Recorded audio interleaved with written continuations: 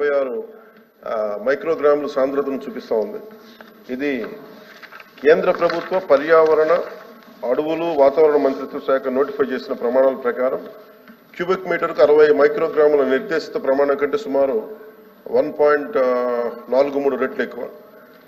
అలాగే రెండో ప్రశ్నకు అధ్యక్ష, విశాఖపట్నంలోని వాయు కాలుష్యానికి సంబంధించి ప్రపంచ ఆరోగ్య సంస్థ ప్రత్యేకంగా ఎటువంటి నివేదిక లేదా హెచ్చరికను విడుదల చేయలేదు. 2024 సంవత్సరంలో జనవరి సెప్టెంబర్ 24 మధ్యలో ఆంధ్రప్రదేశ్ పొల్యూషన్ కంట్రోల్ బోర్డు పర్యవేక్షించిన విశాఖపట్నం నగరం యొక్క consolidated air quality data particulate matter యొక్క వార్షిక సగటు సాంద్రత 86 మైక్రోగ్రామ్ పర్ క్యూబిక్ మీటర్గా వర్ణిస్తుంది. ఇది నిర్దేశిత జాతీయ ప్రమాణం 60 మైక్రోగ్రామ్ పర్ క్యూబిక్ మీటర్ ద్వారా national ambient air quality standard సిఫార్సు చేయబడిన కంటే కూడా 1.43 టైమ్స్ ఎక్కువ అధ్యక్ష. అది పార్టికులేట్ 33 మైక్రోగ్రామ్ పర్ క్యూబిక్ మీటర్గా ఉంది. ఇది నిర్దేశిత ప్రమాణం 40 మైక్రోగ్రామ్ పర్ క్యూబిక్ మీటర్ లోపు ఉంది. అయితే WHO మార్గదర్శకాల ప్రకారం PM10 15 మైక్రోగ్రామ్ / క్యూబిక్ మీటర్ మరియు ఈ PM 2.55 మైక్రోగ్రామ్ / క్యూబిక్ మీటర్గా నిర్దేశించడమైనది. అలాగే ఆంధ్రప్రదేశ్ పొల్యూషన్ కంట్రోల్ బోర్డు నిరంతరం గాలి నాణ్యతను పర్యవేక్షిస్తూ ఉంది. మరి 2019 నుంచి నేషనల్ క్లీన్ ఎయిర్ ప్రోగ్రాం కింద ఆమోదించిన కార్యాచరణ ప్రణాళికల ప్రకారం గాలి నాణ్యతను మెరుగుపరిచేందుకు భాగస్వామ్య శాఖల ద్వారా చర్యలు తీసుకుంటా ఉంది. ఈ మూడో ప్రశ్నకి అధ్యక్ష, మన మానవాభివృద్ధి ప్రపంచవ్యాప్తంగా పారిశ్రామిక వృద్ధితో ముడిపడి ఉంది. ప్రపంచ ఆర్థిక వ్యవస్థలో భాగమైన భారత్ కూడా ఇందుకు మినహాయింపు ఏం లేదు. పెరుగుతున్న జనాభా అవసరాలను తీర్చడానికి GDP వృద్ధి, ఉపాధి చాలా అవసరం.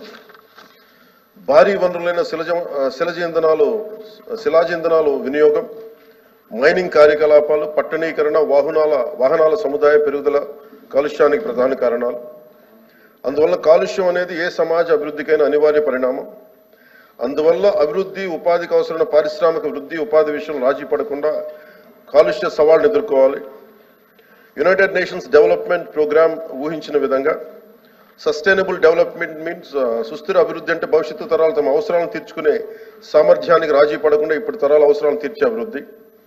అందుకు కర్బన ఉదారాలకు సంబంధించి కాలుష్య సమస్యలకు తగిన పరిష్కారాలను కనుగొనేందుకు అజర్బైజాన్ బాకు నగరంలో 29th కాన్ఫరెన్స్ ఆఫ్ పార్టీస్ జరిగింది.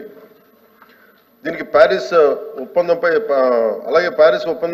భారతదేశం సంతకం చేసింది. అందువల్ల 2070 నాటికి కర్బన ఉద్గారాలను తగ్గించడం, రెడ్యూస్, రీయూజ్, రీసైకిల్, రీకవర్ తగ్గించడం, పునర్వినియోగం, రీసైకిల్ మరియు రికవరీ సూత్రాలను అవలంబించడం ద్వారా వనరుల వినియోగాన్ని గరిష్టంగా పెంచడానికి సర్క్యులర్ ఎకానమీని గౌరవ ప్రధానమంత్రి నరేంద్ర మోదీ గారు సమర్థిస్తున్నారు. అలాగే ఆంధ్రప్రదేశ్ విషయానికి వస్తే అనేక విధాలుగా దెబ్బతిన్న ఈ విభజిత ఆంధ్రప్రదేశ్ రాష్ట్రంలో నెలకొన్న ప్రత్యేక పరిస్థితుల దృష్ట్యా పారిశ్రామిక వృద్ధిని ప్రోత్సహించడానికి ప్రభుత్వం ఉవ్విళ్ళూరుతోంది. వేగవంతమైన ఆర్థిక వృద్ధి, యువతకి ఉపాధి కోసం, పారిశ్రామికీకరణ కోసం భారీ పెట్టుబడులను ఆకర్షించడంపై ఆంధ్రప్రదేశ్ ప్రభుత్వం దృష్టి సారించింది. రాష్ట్రంలో పారిశ్రామిక అభివృద్ధికి భరోసా ఇస్తూనే పర్యావరణ క్షీణత ప్రభావాన్ని తగ్గించడానికి ఆంధ్రప్రదేశ్ ప్రభుత్వం కట్టుబడి ఉంది.